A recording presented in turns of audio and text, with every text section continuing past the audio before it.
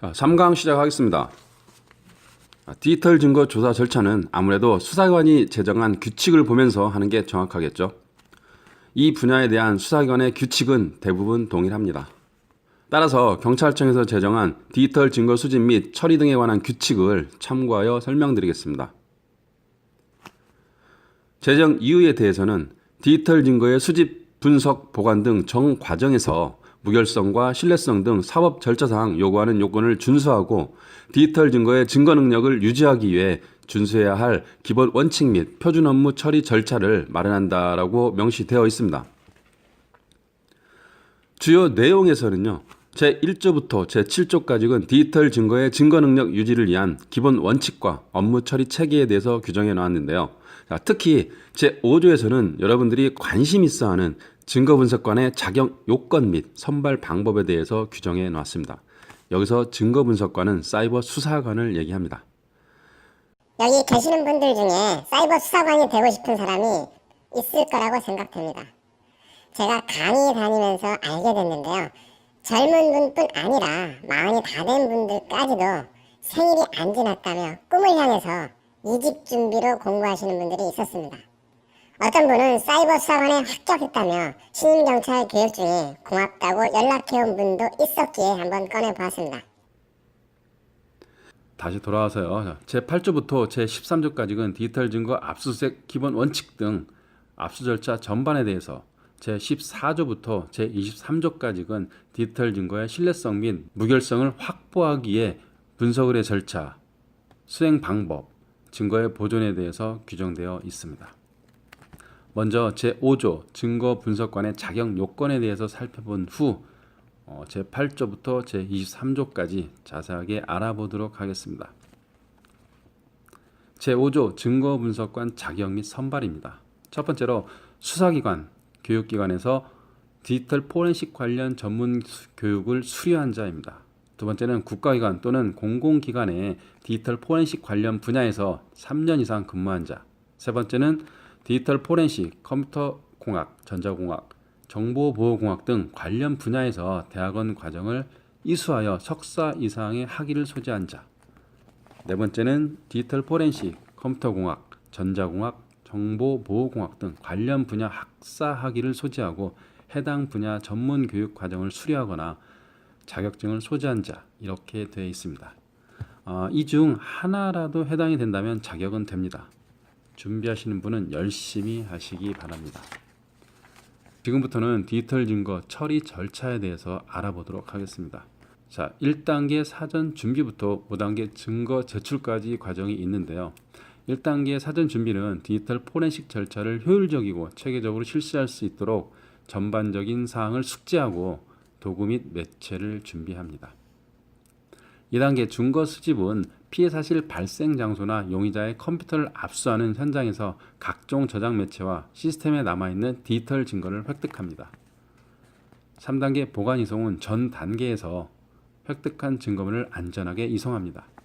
4단계 증거 분석은 수집된 증거물의 내부를 확인하고 범죄에 관련된 파일 등 정보를 획득하는데요. 여기서 범죄에 관련된 파일 등은 온전하게 보관된 파일뿐 아니라 손상되어 흩어져 있는 데이터가 포함된 개념입니다. 대부분이 온전히 보관된 파일보다는 손상되어 흩어져 있는 데이터에서 중요 단서가 많이 발견됩니다. 5단계 증거 제출은 분석한 내용을 보고서로 제출하는데요. 증거 분석관이 분석한 내용을 사실 그대로 작성하면 됩니다. 수사기관이나 로펌에서는 리걸 마인드, 즉 법률적인 사고 방식의 보고서를 아주 좋아합니다. 앞에서 언급한 증거 처리 절차 5단계는 단계별로 디지털 증거 수집 및 처리 등에 관한 규칙, 이하 규칙이라고 하겠습니다. 이것과 일치시켜서 설명하겠습니다. 일단 규칙 제8조 과잉금지 원칙에 입각하에 디지털 데이터 수집은 수사 목적을 달성하는 데 필요한 최소한의 범위에서 이루어져야 한다는 것을 반드시 머리에 넣기 바랍니다. 1단계 사전 준비는 규칙 제10조 디지털 데이터 압수수색 검증 시 영장 집행의 준비와 같습니다. 살펴보면 사건 개요와 압수수색 검증 장소 및 대상, 압수수색 검증할 컴퓨터, 시스템의 네트워크 구성 형태, 시스템 운영체제, 서버 및 대용량 저장 장치, 전용 소프트웨어, 압수 대상자가 사용 중인 디지털 저장 매체, 압수수색 검증에 소요되는 인원 및 시간, 여기까지가 앞에서 설명한 전반적인 숙지 사항에 해당하고요. 그리고 디지털 증거 분석 전용 노트북, 쓰기 방지 장치 및 하드디스크 복제 장치, 복제용 하드디스크 운반용 박스, 정전기 방지 장치 등 압수수색 검증에 필요한 장비를 테스트해서 준비하는 것, 도구 및 매체 준비에 해당합니다. 자, 부록은 앞에서 언급한 내용을 정리한 것입니다. 2단계 증거 수집은 피해 사실 발생 장소나 용의자의 컴퓨터를 압수하는 현장에서 각종 저장 매체와 시스템에 남아있는 디지털 증거를 획득하는 단계인데요. 규칙 제11조, 제12조, 제13조와 같습니다. 먼저 제11조 영장 집행의 방법에 따라 디지털 데이터 또는 저장 매체를 압수할 경우에는 형소법 제106조 제3항과 영장에 기재된 압수 대상 및 방법의 제한에 반드시 따라야 합니다. 다음으로 제12조 압수 절차는 디지털 데이터 또는 디지털 저장 매체를 압수하는 경우에 피압수자 또는 참여인을 참여하게 한 다음 해시값을 생성해서 확인한 후 서명 날인하게 합니다. 압수수색 현장 외의 장소에서 해시값을 확인하는 경우에도 역시 피압수자 또는 참여인의 참여권은 보장해야 합니다. 앞전 두 가지 방법 외에도 원본의 보존, 압수수색 과정의 촬영, 저장 매체 봉인 등 디지털 증거의 동일성, 무결성에 대한 합리적 의심이 들지 않는 적절한 방법 또는 적절한 조치를 취할 수 있으며 디지털 데이터 또는 디지털 저장 매체를 압수한 경우에 압수물 목록의 교부는 최종적으로 압수하는 출력물 또는 디지털 압수물 사본의 교부로 가름할 수가 있습니다. 끝으로 디지털 증거를 압수하는 경우에는 디지털 압수물이 훼손되지 않도록 적절한 조치를 취해야 합니다. 여기서 명시된 적절한 방법과 적절한 조치는 혼자 판단하면서 오버하지 말라는 얘기입니다. 제13조 임의 제출은 피압수자가 임의로 제출한 디지털 데이터를 수집하는 경우에도 해시값을 생성하고 참여권을 보장해야 한다는 내용입니다. 이에 관해서는 압수 절차를 준용한다라고 되어 있죠. 압수 절차는 바로 앞에서 설명한 제12조를 말합니다. 앞에서 설명한 내용을 정리한 것입니다. 초기 대응으로 증거자료의 삭제 및 파괴 행위 방지를 위해 현장을 장악하고 시스템과 관련된 증거 수집을 위해 시스템을 파악합니다. 그런 다음 압수수색 영장의 범위 내에서 수집 대상 파악 후 관련 증거를 획득합니다. 쉽게 말해 현장에서 쫄지 않고 수집하기 위해서 현장 장악한 다음 영장이 허용되는 범위에서 편안하게 수집하라는 것입니다. 자, 지금부터 수집해 보겠습니다. 말로만요. 수집 대상이 라이브 시스템일 경우 활성 데이터를 수집하는데요. 여기서 활성 데이터는 휘발성과 비휘발성을 포함합니다. 자, 휘발성 데이터 수집 시에는 시스템 시간 확인, 시스템 정보, 프로세스 정보, 네트워크 정보, 사용자 및 그룹 정보, 공유 및 로그인 정보 확인 등 사안에 따라서 필요한 것들을 수집을 합니다.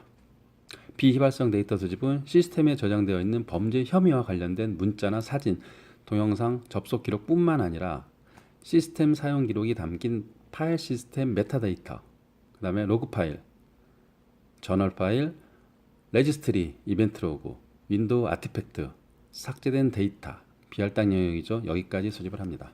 만약 디스크 이미징이 허락된다면 물론 땡큐겠죠. 이때 긴장 풀지 말고 반드시 데이터 변조 가능성을 없애기 위해서 쓰기 방지 장치를 사용합니다. 이 부분은 앞에서 언급한 유관 데이터 선별 수집의 예인데요. N케이스에서 확장자별, 시간별, 속성별, 시스템 사용 기록 데이터 등 수집하는 방법을 캡처해 놓은 것입니다. 디스크 이미징으로 전체 데이터 수집 방법인데요. 하드디스크는 반드시 사용되지 않은 깨끗한 것을 사용해서 작업을 합니다. 이때 반드시 물리적 쓰기 방지 장치를 연결해서 획득하고 무결성 확인을 위해 해시값은 반드시 생성합니다.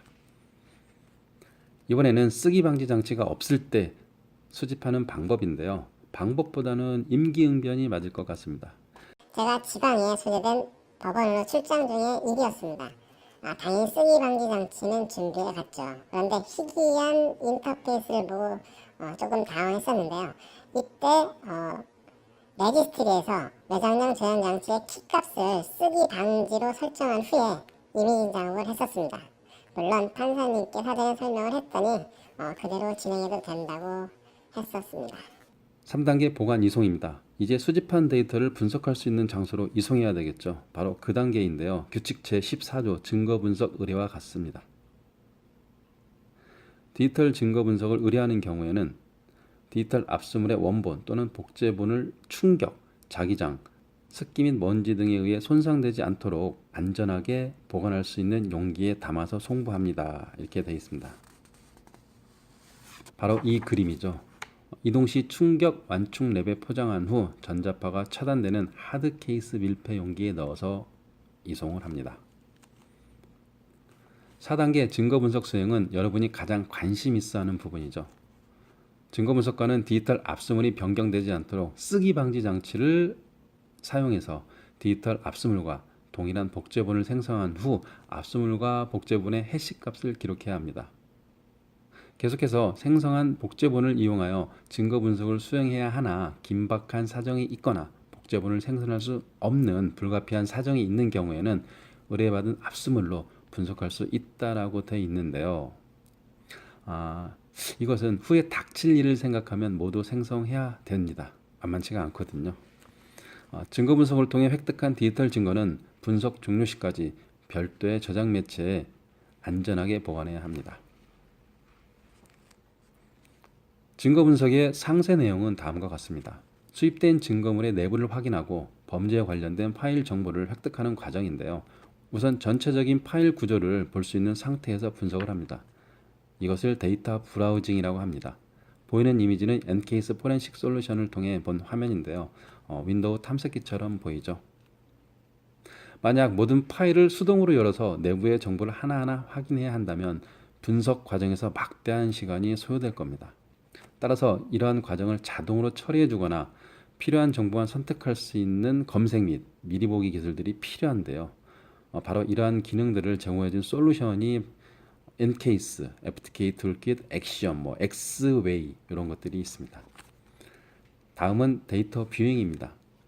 파일의 내용을 보여주는 것이죠. 저장 매체가 대용량화됨에 따라 수많은 파일들이 존재하는데요. 분석 과정에서 자동으로 이미지나 텍스트, 헥사 형식으로 볼 수 있게 해주는 기능입니다. 보이는 이미지는 그림 파일만 서치해서 한눈에 보기 좋게 나열한 것입니다.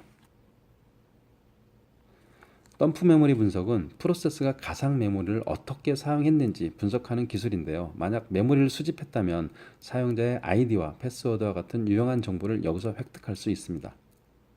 삭제된 파일 복구는 하드디스크에서는 파일이 삭제되어도 해당 데이터가 사라지는 것이 아니기 때문에 복구가 가능합니다. 다들 이 정도는 아시죠?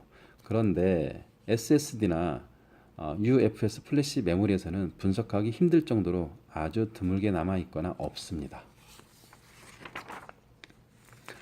비정상적인 파일 찾기는 만약 숨김 속성을 가진 파일들이나 확장자가 바뀐 파일들이 있다면 가려내야 합니다. 로그 분석은 사건에 필요한 자료를 찾는 것인데요. 파일 시스템 로그나 USB 사용 로그, 인터넷 사용 로그 등에서 찾아냅니다. 이메일 분석입니다. 웹메일의 경우 삭제된 메일에 대한 복구 가능성은 희박합니다. 웹메일은 단일 파일로서 한 개의 메일을 관리하는 구조인데요. 임시 디렉토리에 남아있을 가능성이 있긴 하나 이것은 바로 말 그대로 임시 디렉토리 영역으로서 그 임무를 다하면 바로바로 삭제됨과 동시에 새로 생성되는 파일이 이전의 파일을 덮어쓰기 때문입니다. 그러나 아웃룩의 경우는 삭제된 이메일 복구 가능성은 웹메일보다는 높습니다. 단일 파일로서 여러 개의 이메일을 관리하는 구조이기에 이메일 삭제 시 메일박스에 있는 메일 내용을 지우는 게 아니라 이메일 헤더에서 상태 정보값만 바꾸기 때문에 복구가 가능합니다. 자세한 설명은 이메일 포렌식에서 설명하겠습니다. 슬랙 공간 분석은 사용되지 않은 공간의 데이터를 분석하는 기술입니다. 예를 들어 하드디스크를 처음 사용하기 위해서 파티션 단위로 나누거나 파일 시스템을 사용하기 위해서 클러스터 단위로 나눠지는데요. 데이터 저장 접근 불가 영역이거나 메모리에 있는 데이터가 저장되면서 이러한 부분을 다 채우지 못함으로써 남게 되는 영역을 말합니다. 자, 검색, 해시 분석은 대상 디스크의 파일들이 정상적인 파일인지 해시 값을 비교해서 그렇지 못한 파일인지 추출해내는 것입니다. 탐색 스트링 서치는 대용량의 저장 매체를 검색할 경우 소요되는 시간을 줄이기 위해 검색 범위를 축소하는 것입니다. 필요한 정보가 어떤 파일에 어떤 형태로 저장되어 있는지 모를 때 유용하겠죠. 디스크 내 모든 파일들을 대상으로 키워드 검색을 반복할 경우 문자열 검색이 최적화 요건이며 특히 손상된 파일에서 정보를 얻을 때 아주 적합합니다. 암호해독은 용의자가 불리한 증언을 하지 않을 때 사용되는 기술인데요. 요즘은 암호화 알고리즘이 워낙 발달되어 있어 기대를 안 하고 있는 실정입니다. 정보 은닉은 용의자의 은닉 정보를 식별하고 내용을 확인할 수 있는 기술입니다. 예를 들면 스테가노그래픽 탐색이나 슬랙 공간 탐색, ADS 숨긴 파일 탐색 등이 있습니다. 데이터 분석은 시그니처 분석이나 로그 분석, 히스토리, 레지스트리, 타임라인, 역공학 분석이 있습니다. 보관 흔적은 시스템에서 기록되는 것으로서 외부 연결 장치 연결 시 최초 설치 기록이 남게 되는 셋업 API 로그, 익스플로러 열람 시 남게 되는 레지스트리 쉘백, 바로가기 열람 시 남게 되는 윈도우 바로가기, 점프리스트 등이 있습니다. 서비스 흔적은 웹브라우저 캐시, 히스토리, 쿠키 등이 있으며 클라우드 사용 시 흔적이 제조사별로 각 경로에 기록됩니다. 출력 흔적은 프린터, 사진, 레코딩, 아티팩트 등이 있고 이메일의 경우 앞에서 언급했듯이 임시 디렉토리에서 생성된다고 했는데요. 웹메일 열람 시 남게 되는 경로는 웹브라우저 캐시 경로이며 파일명은 view.html이나 mailview.html 이런 형식으로 저장이 됩니다. 5단계 증거 제출인데요. 제20조부터 제22조까지 해당됩니다. 여기서는 그동안 작업됐던 내용을 보고서로 작성해서 제출하는 단계입니다. 필요적 기재사항과 의무적 기재사항으로 구분되어 있으며 반드시 들어가야 하는 사항이니만큼 빠뜨리지 않고 기재하면 됩니다. 끝으로 제23조가 디지털 증거의 보관 및 삭제, 폐기입니다. 증거 분석이 완료된 후에는 지체 없이 자료를 삭제하거나 폐기해야 합니다. 보관하다 유출되면 나중에 화가 돼서 돌아옵니다. 이런 이유로 로펌 등에서는 의뢰 시 보안 각서를 요구하기도 합니다. 여기까지 하겠습니다.